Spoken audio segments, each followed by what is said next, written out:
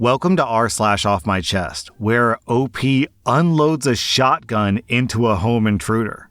Our next Reddit post is from Nearby South. A little over 4 years ago, while my family was asleep, an intruder broke into my home and I killed him. I shot him, whoa my god! I shot him 5 times with a 12-gauge shotgun.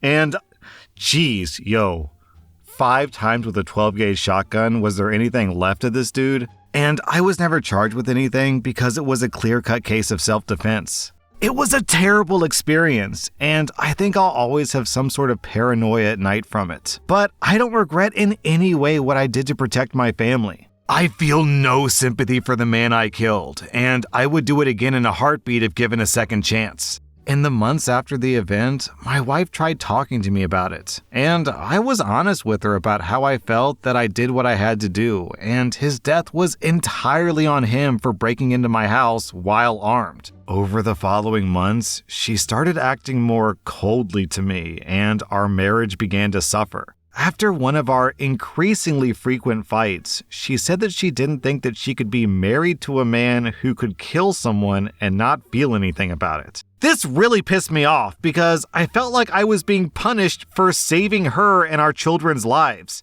and we fought all night about it. She was convinced that I was just blocking out my emotions and wanted me to go to therapy. I didn't think that it was necessary, but finally relented and said that I would go if it would make her happy. I found a therapist and set up an appointment, and for the first couple of months, we talked about the shooting and how I felt about it. In the end, he said that I seemed to be coping with it as well as could be expected, but that he would be happy to continue seeing me for some of my unrelated issues. I had some trauma as a kid that he actually had a lot of experience with, so our sessions became more focused on that. Our sessions are much less frequent now, but I still see him semi-regularly, and my wife still thinks that the sessions are about the shooting. I told her that he was helping me process the guilt that I feel from it, and she still thinks that's why I'm going. I still feel no remorse, but I just keep it to myself now. I like this top comment from Snoo Words. Has your wife gotten therapy? Yeah, no kidding. Dude, you unloaded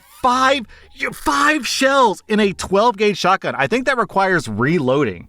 So we're talking patow, patow, reload, patow, patow, reload, patow for good measure. That is, I'm sorry, I'm kind of shocked by shooting someone 5 times with a shotgun. That is an absolute insane level of carnage. Okay, I gotta focus here. OP, your wife is super ungrateful. A little bit crazy. I can understand how she'd be a little shocked that you murdered someone. That's understandable. But to get mad at you and to yell at you and to argue with you, how dare you save me and our children from an armed intruder? What does she prefer? That you just roll over and you all die together while this psychopath does whatever he wants to the women and children in the house? Well, what's the alternative that she wants? This woman is, oh God, I'm a little bit triggered over this. I'm going to be honest with you guys. How can anyone, okay. What's this woman's problem? All right, I'll read this reply from a girl in glass because it's got a little bit of sanity here. I'm a wife. If my husband killed an intruder, I would be shaken, but ultimately grateful my husband was able to protect his family in a way that I'm not sure if I'd be able to. Bravo, you did good.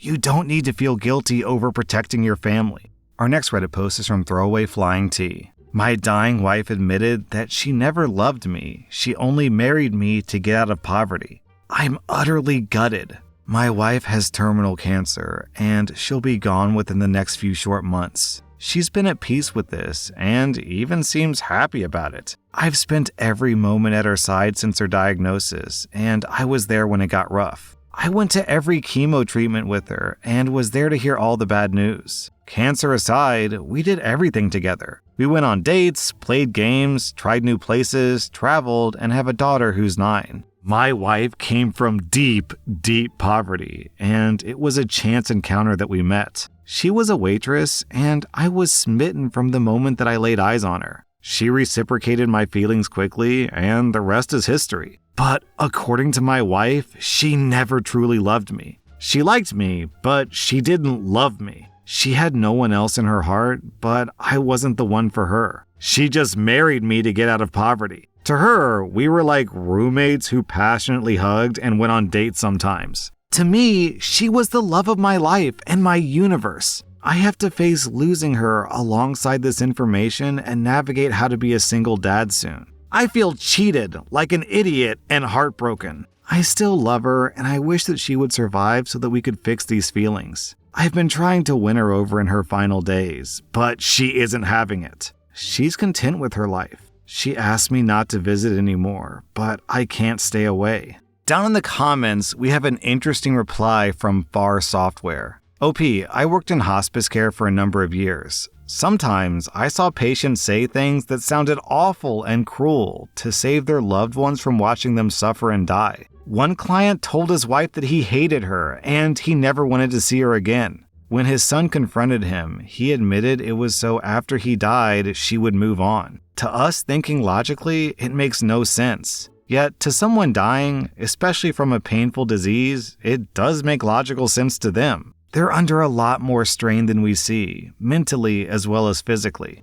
Other reasons that patients might be angry is knowing that it's their last days. They feel robbed and angry at healthy people and loved ones, so they lash out, making the loved ones feel as if they don't have to see them healthy, knowing they, the patient, is running out of time. Again, it makes no sense. I'm not saying that this is what your wife is experiencing, but it's similar to what I saw others go through in the past. Our next Reddit post is from Throwaway Rainy Tires. I came into life-changing money. My wife doesn't know yet.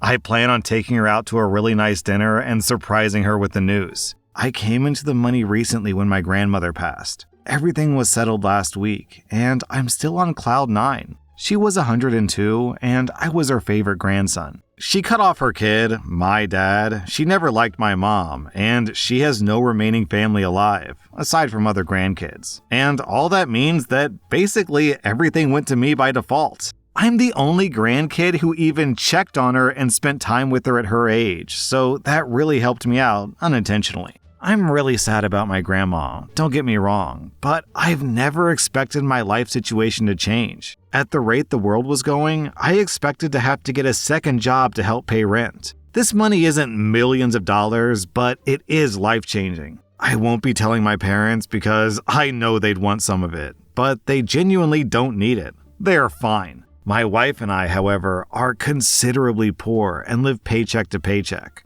We also have 2 little ones. We can finally think about getting a home. We can finally have a savings account. I feel like a kid in a candy store. Congrats, OP.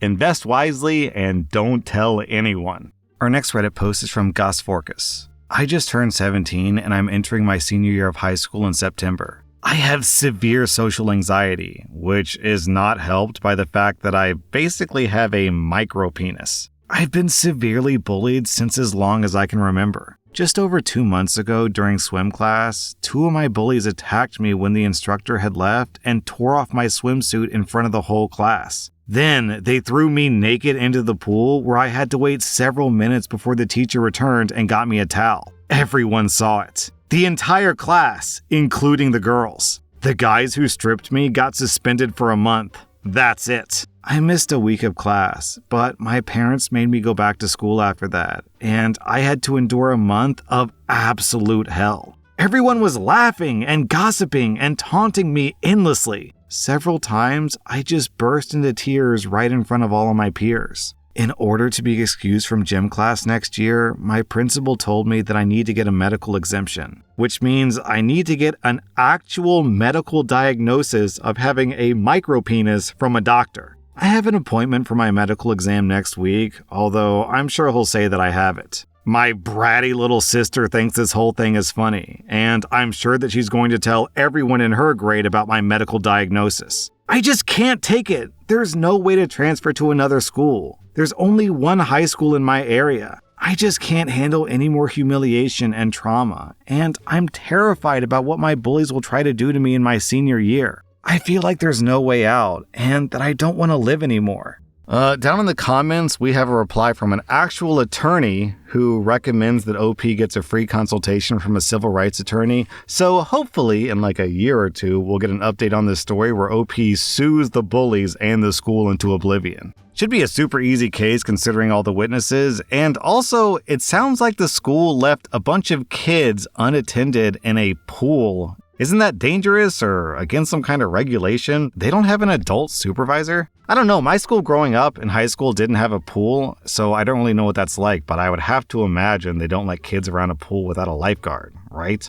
Our next Reddit post is from Love is Kind. My husband expects me to hold down my job, which pays all our bills, split housework equally with him, be pregnant, tragically miscarry our baby, and immediately after getting home, start to pick up more of the housework so that he has more time to do things like video games. He does not have a job. I'm sick from surgery yesterday to remove our baby from my uterus. Whoa. Wow. This is a new concept that has just entered my brain that I didn't know was a thing. I know that women miscarry. I always thought that when women miscarry, I don't know what the term for it is, it comes out naturally. It never crossed my mind that women have to go to surgery to get a dead baby removed from your uterus. That is so heartbreaking. Sorry guys, that was just a shock to me. I had no idea that was a thing that happened, and now that I found out about it, I'm horrified on OP's behalf. OP continues, I'm sore, bleeding, grieving, exhausted, and I ache all over. I took bereavement leave from work. I asked my husband to change the sheets before bed. I've spent days crying and sweating in those sheets, and I don't want to wake up tomorrow in the miscarriage sheets. I've been throwing up from the antibiotics. I'm exhausted more than I've ever been. I always change the sheets by myself. After smoking his vape on the patio, he storms in and tells me he'll do it this one time and never again. I asked him, why will you never do this again? And he said, because I'm not your maid. Okay, I thought taking care of me while pregnant was what husbands can do to help, particularly when I'm the only one working. Now he tells me that I treat him like a maid. I don't think he realizes what I've been through. For 8 weeks, I thought that we had a baby on the way. Now that child who was my everything is gone and I'm broken. And the man who's supposed to support me is screaming at me. What the hell kind of life have I built for myself? OP, this post was actually painful for me to read. This is disgusting behavior. You went through an honestly horror movie level traumatizing event. And your husband treats you like this. It is time to run, not walk to the nearest exit and leave this man immediately. He is a cancer in your life. Our next Reddit post is from Little Baby Gorilla. My husband was sexually assaulted as a kid for years by a family friend. She would routinely force him to do things to her that I can't say on YouTube and tried to get him to give her a baby boy of her own. His parents did nothing about it when they found out. They're still friends with her and her husband. My husband's been going to therapy, but he still has a lot of trauma from the incident. My husband told me from our very first sexual encounter that he's unable to do a certain act on me because it triggers his traumatic response. I never have and will never ask him to do that, but he still offered to break up if I wasn't happy about that arrangement. I've been completely okay with that, honestly. He's such a lovely, loving man with honestly the cutest smile and the prettiest heart in the world. And I couldn't care less about not receiving that one part of intercourse. But it obviously saddens me that he was a victim to this. And I loathe that woman with my entire being. I hadn't been able to do anything about her until now because my husband didn't want this to come out, so I kept the peace. I kept quiet and took out my frustrations by not inviting her to any important events hosted by us, and sneaking cheese into her food since she's lactose intolerant, and enjoying the show of her running around to poop her brains out. We've seen less of her, but every time she looks at my husband, I'm almost burning with anger. We were invited to his parents' 40th anniversary celebration at the local club, and it involved a lot of people. So I was hoping to avoid her and have a happy evening with my husband. But then she sought him out while we were talking to his parents and asked me how I'm liking having the leftovers. Yo, what the f***? My husband was uncomfortable, but held my hand to stop me from doing anything. But then she decided to gently slap me, which wasn't gentle at all, and asked me when I'm giving her another baby boy, a copy of your husband. And I lost my cool and got into a heated fist fight with her. I pulled her hair, scratched her face, tore her extensions, and banged her head on the table at least twice. Also, my head got banged on the table. My husband took me to the hospital immediately, and I was worried about what he would say. But he just told me that he's grateful of me and proud of me, and that he doesn't want me to get into situations that could land me in jail. His mother screamed at me, asking me what did I think I was doing, and I just said that I did what she should have done years ago. I'm usually non-confrontational, but that felt really good. I don't know if she'll press charges on me. My husband and I are looking into the legal options, but I honestly don't even regret a single thing about what I did to that B word. I wish I'd done more damage, but for now, I'll take what I got and take all the cuddles and spoiling my husband is giving to me. Okay, so would her pressing charges be a bad thing exactly? You know, you get up before the judge and the judge asks, so why'd you fight this lady? And you say, well, because she's a P word who molested my husband and she deserves to be in jail. Yeah, so I'd be surprised if she pressed charges. More than likely, you're in the clear, OP. That was rSlash Off My Chest, and if you like this content, check out my podcast where I publish the exact same episodes. Also, hit that subscribe button because I put out new Reddit episodes every single day.